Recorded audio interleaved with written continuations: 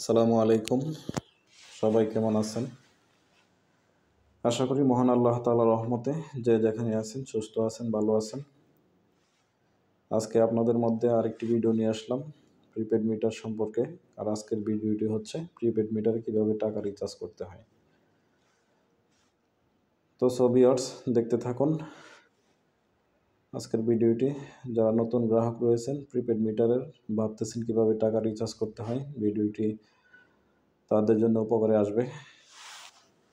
তো প্রিপেড মিটারে টাকা রিচার্জ করতে হলে প্রথমে আপনাদেরকে যে কাজটি করতে হবে, মিটার লাগানোর সময় এই যে মিটারের সাথে যে কার্ডটি দেওয়া হয়, কার্ডের মধ্যে মিটারের নাম্বার থাকে, অথবা কার্ড যদি না থাকে তাহলে মিটারের গায়েও নাম্বার থাকে। এই যে দেখতে পাচ্ছেন মিটারের নাম্বারটা, এই নাম্বারটি নিয়ে আপনারা নিকটস্থ আপনাদের নিকটবর্তী বিদ্যুৎ অফিসে যাবেন। বিদ্যুৎ অফিসে গিয়ে এই নাম্বার দিলে ওনারা টাকা রিচার্জ করে দেবে, অথবা আপনাদের বিকাশ থেকে বা বিভিন্ন অ্যাপ থেকে আপনারা টাকা রিচার্জ করতে পারেন।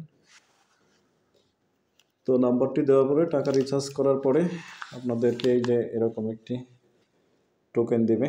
টোকেনের নিচে দেখতে পাচ্ছেন এই যে নাম্বারগুলো, 20টি নাম্বার রয়েছে। অথবা বিকাশ থেকে রিচার্জ করলে আপনাদের একটি মেসেজ দেবে, মেসেজের মাধ্যমে এরকম 20টি নাম্বার থাকবে। তারপরে যে দেখতে পাচ্ছেন মিটারের গায়ে কিপ্যাড রয়েছে, এখানে অনেকগুলো বাটন রয়েছে 1 2 3 4 5 6 7 8 9। এই কিপ্যাডে আবার ওই নাম্বারগুলো উঠাবেন।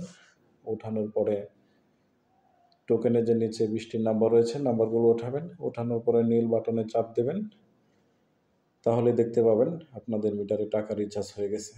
থ্যাংক ইউ ভিডিওটি দেখার জন্য।